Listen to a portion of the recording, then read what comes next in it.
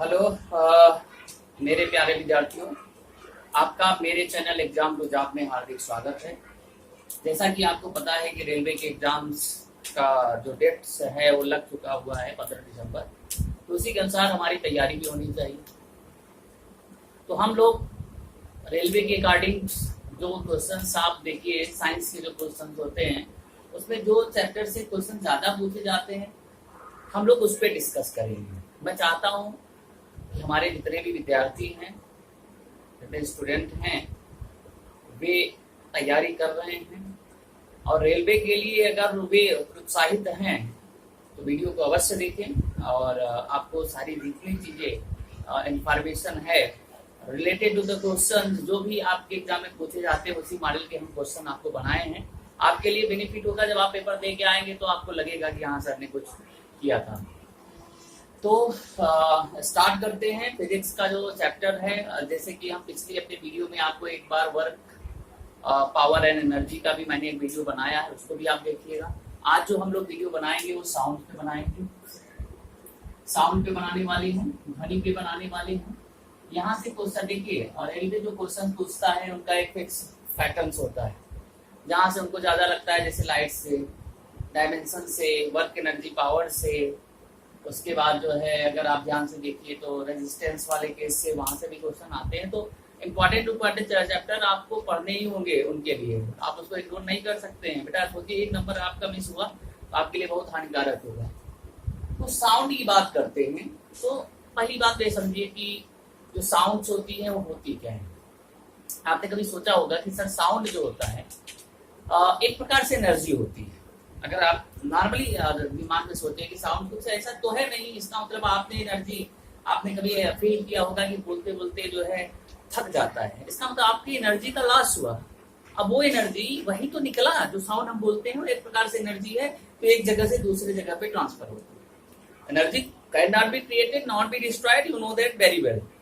तो इसका मतलब ये हुआ कि हम जो बोलते हैं वह एक एनर्जी फॉर्म होता है, जो कि ट्रांसफॉर्मेशन होता है एक मतलब हमारे एनर्जी का, जहाँ पे सोर्स होता है, तब सोर्स और सिंक के बीच में जो आदान प्रदान हुआ वो हमारा जो है क्या है, एनर्जी है। और इसी एनर्जी को हम लोग क्या करते हैं, साउंड करते हैं। तो जो साउंड होती है वो वेव्स के फॉर्म में चलती है। अगर आपने देखा होगा तो साउंड जो होता है वो वेव्स के फॉर्म में ऐसे ऐसे चलता है, वेव्स के फॉर्म में चलता है।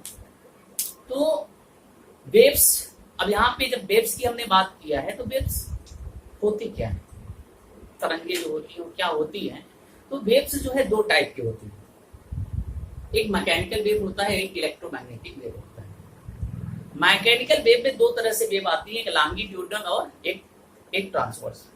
मतलब दो तरह से आएंगी, कौन कौन सी आएगी भाई, एक लॉन्गिट्यूडनल और एक आता है ट्रांसवर्स। इसका मतलब अगर आपसे कभी पूछा जाए कि सर ये बताइए कि ध्वनि कौन सी वेव है, आप कहिए मैकेनिकल। एक्चुअली में जो ध्वनि होता है वो लॉन्गिट्यूडनल मैकेनिकल वेव्स होता है, उनको बोला जाता है लॉन्गिट्यूडनल मैकेनिकल वेव। आपने अनुप्रस्थ और अनुदैर्घ्य पढ़ा होगा, वही तरंगे होती हैं। तो इसमें कैसे पहचानेंगे कि सर लॉन्गिट्यूडनल है कि हमारा ट्रांसवर्स वेव है। तो लॉन्गिट्यूडनल और ट्रांसवर्स वेव, देखिए लॉन्गिट्यूडनल जो होता है, जो हमारी लॉन्गिट्यूडनल वेव्स होते हैं वो वे क्या होते हैं, जब माध्यम के जो कण होते हैं वे तरंग के गति के अगर डायरेक्शन में होते हैं, जैसे मान लीजिए आपके पास माध्यम है, ये आपके ये जो माध्यम का कण है, तरंग आप किस तरह से जा रहे हैं, इसका मतलब माध्यम के पैरेलल जा रहे हैं। इसका मतलब माध्यम के कण का जो प्रोपोगेशन ऑफ वेव के डायरेक्शन में अगर मोशन हो रहा है तो उसको हम लोग लॉन्गिट्यूडनल वेव बोलते हैं। जैसे अगर जो है साउंड एयर में ट्रेवल कर रही है तो इसको हम लोग क्या बोलते हैं, लॉन्गिट्यूडनल बोलते हैं। जैसे स्प्रिंग में जो आप वेव्स जाती है वो भी एक प्रकार से क्या होती है बेटा, लॉन्गिट्यूडनल वेव होती है। तो ऐसे एग्जांपल, मतलब स्प्रिंग के केस में जो हवा में जो है हमारा साउंड ट्रेवल करता है लॉन्गिट्यूडनल वेव होता है, क्योंकि इनके संचरण की दिशा जो होती है वो वेव्स के, मतलब माध्यम के संचरण की जो दिशा होती है वो प्रोपोगेशन ऑफ वेव के पैरेलल होती है, तो इसको हम लोग लॉन्गिट्यूडनल कहते हैं। इसके बाद आपका आता है ट्रांसवर्स। ट्रांसवर्स क्या होते हैं, अब मीडियम आपका इस तरह से और वेव इस तरह से ट्रेवल कर रहा है, तो इस ये जो है जो आपका माध्यम है, जो आपका मीडियम है, इसके जो आपके कण हैं, वे जो है वो माध्यम के जो कण हैं वो प्रोपोगेशन ऑफ वेव के परपेंडिकुलर अगर ट्रेवल कर रहे हैं तो ऐसे वेव को हम लोग क्या बोलते हैं, ट्रांसवर्स वेव बोलते हैं। मतलब ट्रांसवर्स वेव को अगर डिफाइन करना है तो आप कहेंगे सर माध्यम के कणों का जो संचरण हो रहा है वह मीडियम के अगर मतलब मीडियम के परपेंडिकुलर हो रहा है, प्रोपोगेशन ऑफ वेव के मीडियम का मीडियम के कण होंगे और वो प्रोपोगेशन वेव के परपेंडिकुलर होंगे तो उसको हम लोग ट्रांसवर्स कहते हैं। इस चीज का आपको ध्यान रखना। जैसे वाटर होता है पानी में, तो पानी में जो वेव्स चलती हैं वे जो है प्रोपोगेशन वेव की परपेंडिकुलर होती हैं। तो इन सब चीजों को हम लोग कहते हैं, ये हमारे जो होती है वो ट्रांसवर्स वेव होती है। ठीक है, ओके। इलेक्ट्रोमैग्नेटिक वेव्स क्या होती हैं भाई? इलेक्ट्रोमैग्नेटिक वेव्स को अगर आपसे पूछा जाए कि सर इलेक्ट्रोमैग्नेटिक वेव्स क्या होती है, तो देखिए जो मैकेनिकल वेव होती हैं उनके लिए माध्यम की आवश्यकता होती है। अगर हम कहते हैं कि सर साउंड जो है निर्वात में चलेगी क्या वैक्यूम में चलेगी, तो नहीं, क्योंकि साउंड के लिए आपको मीडियम चाहिए। लेकिन इलेक्ट्रोमैग्नेटिक वेव्स वे वेव्स होती हैं जिनके लिए किसी माध्यम की आवश्यकता नहीं होती है। जैसे अगर आप अल्ट्रावायलेट ले लीजिए, एक्सरे ले लीजिए, ठीक है, गामा रेज ले लीजिए, इंफ्रारेड ले लीजिए, सन का जो रोशनी आता है ले लीजिए, तो ये जो है किसी माध्यम की आवश्यकता नहीं होती है। तो ऐसे जो चीजें होती हैं इनको हम लोग इलेक्ट्रोमैग्नेटिक वेव्स करते हैं। ठीक है, एक्सरे के लिए मीडियम की आवश्यकता नहीं होती, वे अपने आप ट्रेवल करती हैं। इसलिए जो वे रेंज होती हैं उनमें माध्यम की आवश्यकता नहीं होती। जो ए होती हैं ध्वनि वाली होती हैं, इन सब में माध्यम की आवश्यकता होती है। तो क्वेश्चन ही पूछा जाता है कि सर अगर वैक्यूम है तो क्या साउंड चल सकता है?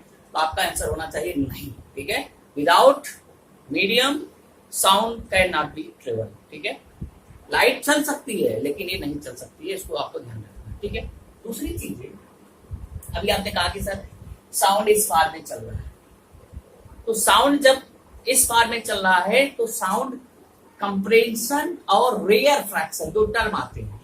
कंप्रेंशन और रेयर फ्रैक्शन, श्रृंग और गर्त आपने कभी पढ़ा होगा।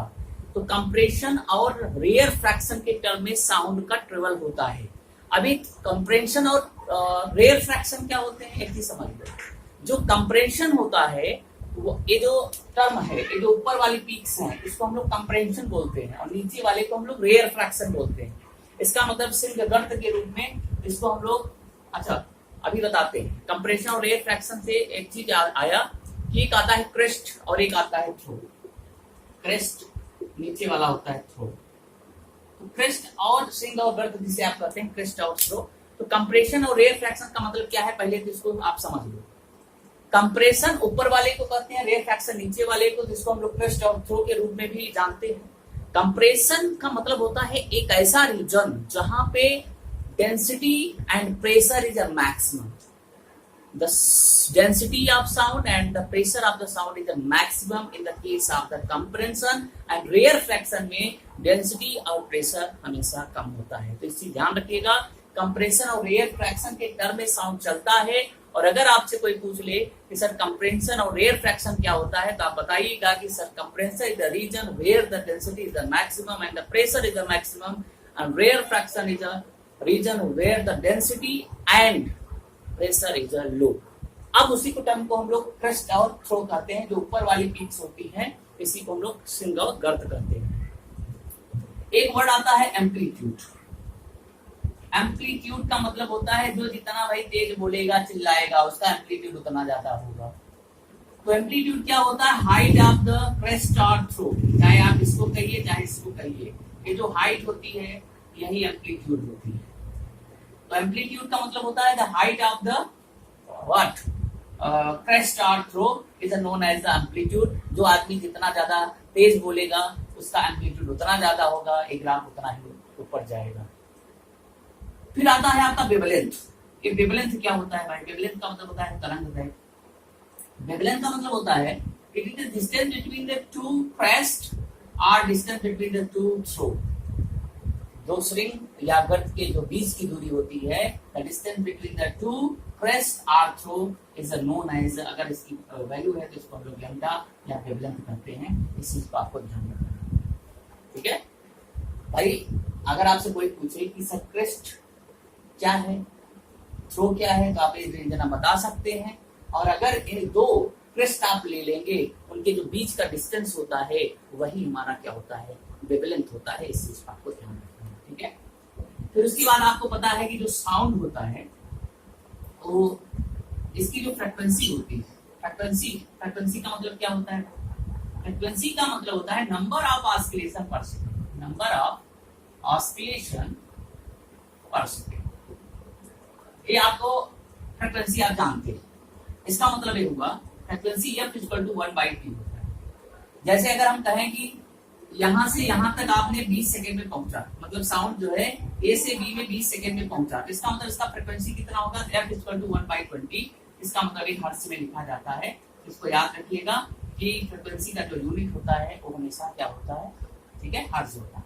अच्छा, साउंड का फ्रीक्वेंसी का मतलब ये हुआ कि ये 20 ऑस्किलेशन पर सेकेंड कर रहा है। इसका मतलब आपने टाइम पीरियड अगर 20 सेकेंड का दिया है तो इसका मतलब ये है कि साउंड ए से बी में पहुंचने में 20 ऑस्किलेशन किया हुआ है एक सेकेंड में। इसको आपको ध्यान रखिएगा, ठीक है। तो आपका फ्रीक्वेंसी का टर्म हो जाता है जो कि यहाँ पे होता है। अच्छा, लाउडनेस एक वर्ड आता है कि सर लाउडनेस क्या है। मैं अभी आपसे बताया कि हाई, अगर हाई एम्पलीट्यूड है उसी को हम लोग कहते हैं कि अगर हाई एम्पलीट्यूड है तो लाउडनेस हाई होगा, अगर कम है तो एम्पलीट्यूड अगर कम है तो लाउडनेस कम होता है। पिच एक वर्ड आता है, पिच। पिच का मतलब बहुत अच्छा वर्ड है, ठीक है। पिच का मतलब होता है कि यह फ्रीक्वेंसी पे डिपेंड करता है। जब किसी का पिच ज्यादा होता है, जब किसी का पिच ज्यादा होता है तो उसकी आवाज मृदुल होगी, स्वीट होगी। और अगर किसी का पिच कम है तो उसकी आवाज मोटी होगी। जैसे फॉर एग्जांपल अगर हम आप बात करें आपको कि एक सर आदमी है और एक लड़की है, एक मैन है और एक गर्ल्स है, तो आवाज किसकी मीठी होगी, इसका मतलब लड़की की आवाज मीठी होगी, लड़के का खराब होता है, खराब नहीं होता है, मतलब मोटा होता है। इसका मतलब हुआ पिच किसका ज्यादा हुआ, पिच किसका ज्यादा हुआ, पिच हुआ ज्यादा लड़की का, क्योंकि जिसका पिच ज्यादा होगा उसकी आवाज स्वीट होगा। जैसे अगर हम आपसे कहते हैं कि सर एक गिटार है और एक कार का हॉर्न है, तो कार के हॉर्न और गिटार में पिच किसका ज्यादा होगा, तो तुरंत समझ जाना चाहिए गिटार का जो पिच होगा वो ज्यादा होगा। इस तरह से आपको बताना है, ठीक है। इस तरह से आप पिच को आप डिफाइन कर सकते हैं, जिसका पिच ज्यादा उसकी आवाज से। फिर बात आती है वेलोसिटी। सर वेलोसिटी क्या होती है, तो वेलोसिटी v को हम लोग कहते हैं v equal to n lambda, v equal to n lambda से डिफाइन करते हैं, where n is the current frequency and lambda equal to क्या होता है, वेवलेंथ होता है।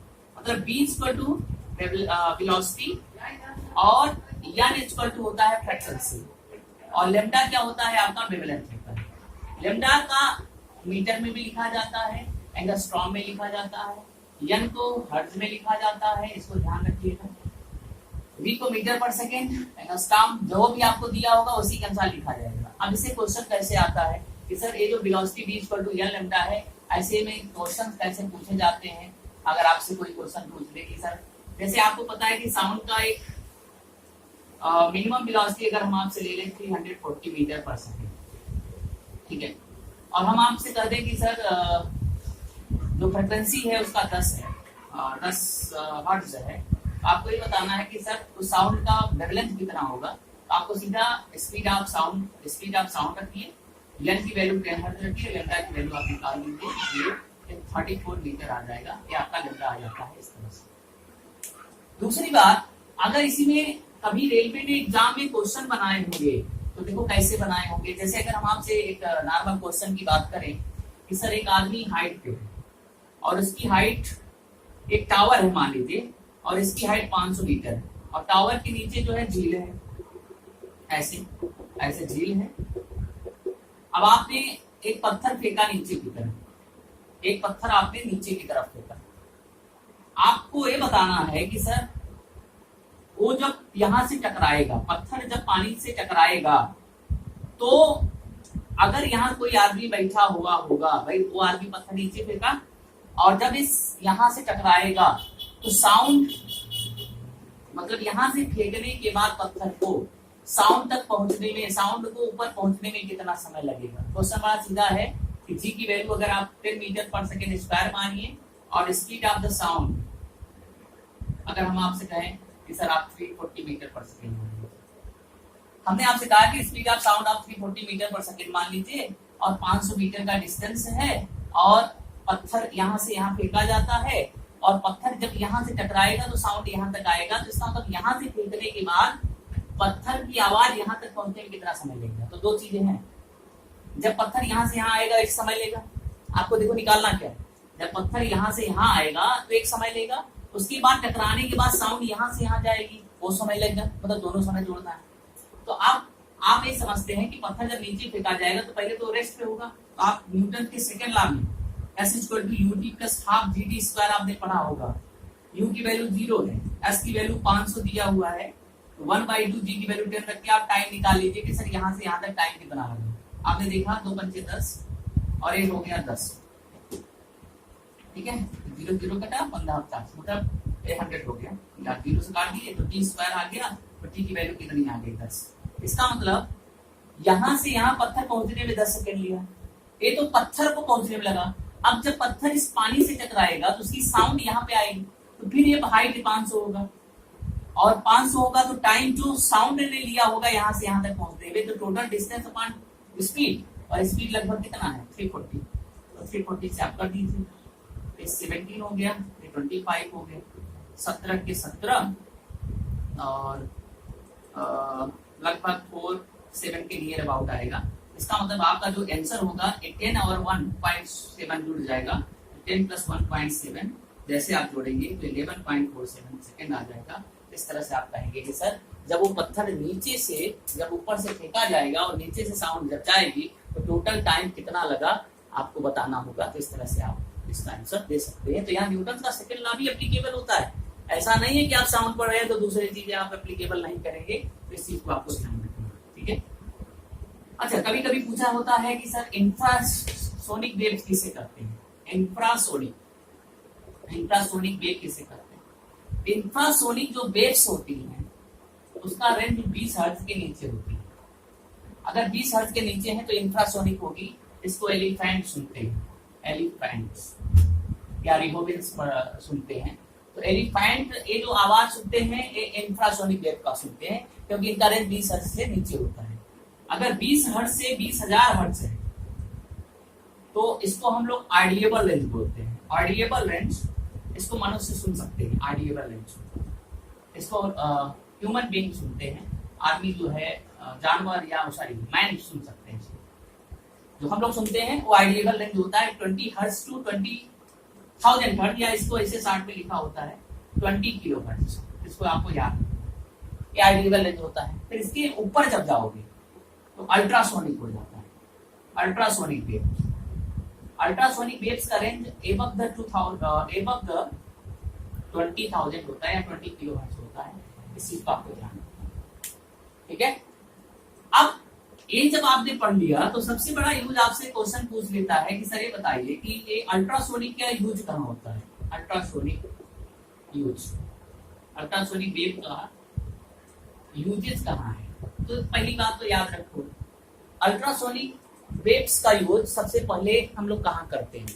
अगर आपने नॉर्मल पढ़ा होगा तो मेडिकल डिपार्टमेंट में हम लोग इसका यूज बहुत ज्यादा करते हैं, जैसे कैंसर थेरेपी में करते हैं, स्टोन को तोड़ने में करते हैं, बॉडी के इंटरनल पार्ट में जो भी कोई कमियां आती हैं तो उसको जो है जानने में हम लोग अल्ट्रासोनिक का यूज करते हैं। दूसरा, बड़े बड़े कारखानों में जो कल पुर्जे होते हैं, मशीन के जो कल पुर्जे होते हैं, पार्ट्स होते हैं, उनको साफ करने के लिए, सोने आभूषण महंगे हैं, इन सब चीजों को साफ करने के लिए हम लोग अल्ट्रासोनिक वेव का यूज करते हैं। दूसरा कहाँ यूज करते हैं, आपने कभी देखा होगा गहराई, समुद्र की गहराई नापने में हम लोग यूज करते हैं, ठीक है।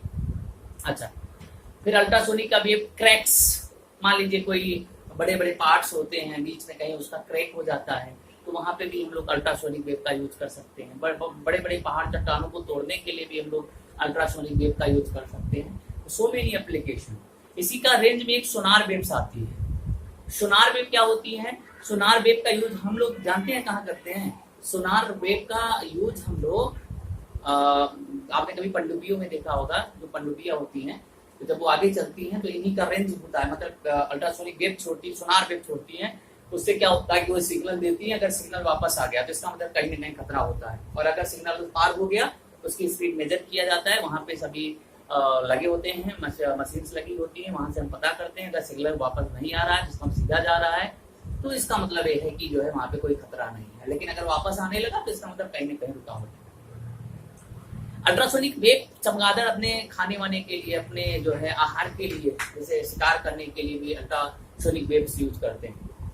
भाई अगर उन्होंने क्या किया कि सर अपना अल्ट्रासोनिक वेव से उन्होंने छोड़ा, और अगर छोड़ते समय रास्ते से वो वापस आ गए, तो इसका मतलब आगे में कुछ है, तो उसके झपट पड़ती हैं और उसका आहार कर लेती हैं। तो so many usages of the ultrasonic wave, इसको ध्यान रखिए। अब कभी अल्ट्रासोनिक वेव से भी ज्यादा वेव्स हो जाती है, उसे हम लोग सुपरसोनिक वेव कहते हैं। सुपरसोनिक वेव जैसे वायुयान जितने होते हैं वो वे लगभग उनका ऑर्डर होता है। एक्चुअली में वायुयान का जो होता है, हम लोग फाइटर प्लेन है सबका, इन सबका जो हम लोग साउंड्स का जो मेजर करते हैं वो मैक में करते हैं। तो मैक एक वर्ड आता है, आपसे कभी एग्जाम में पूछ सकता है sir what is a Mach. तो याद रखिएगा मैक जो होता है वो सुपरसोनिक वेव्स के रेंज में आती हैं। जितने भी हम लोग फाइटर्स प्लेन या वायुयान का है उनका स्पीड हम लोग मैक में ही करते हैं। Mach is nothing but is the ratio of the actual sound of the वायुयान and the sound of the sound in the air. मतलब जो एयर होता है वहां का साउंड और जो वायुयान का स्पीड होता है, उनका एक रेशियो होता है, तो उसको हम लोग मैक कहते हैं। तो मैक अगर आपसे पूछा जाता है तो आप याद रखिएगा जो मैक होगा वो जो है सुपरसोनिक वेव्स के लिए हम लोग यूज करते हैं। अच्छा, अब जब हम लोग साउंड पढ़ रहे हैं तो बेटा सबसे बड़ा होता है, एक होता है इको।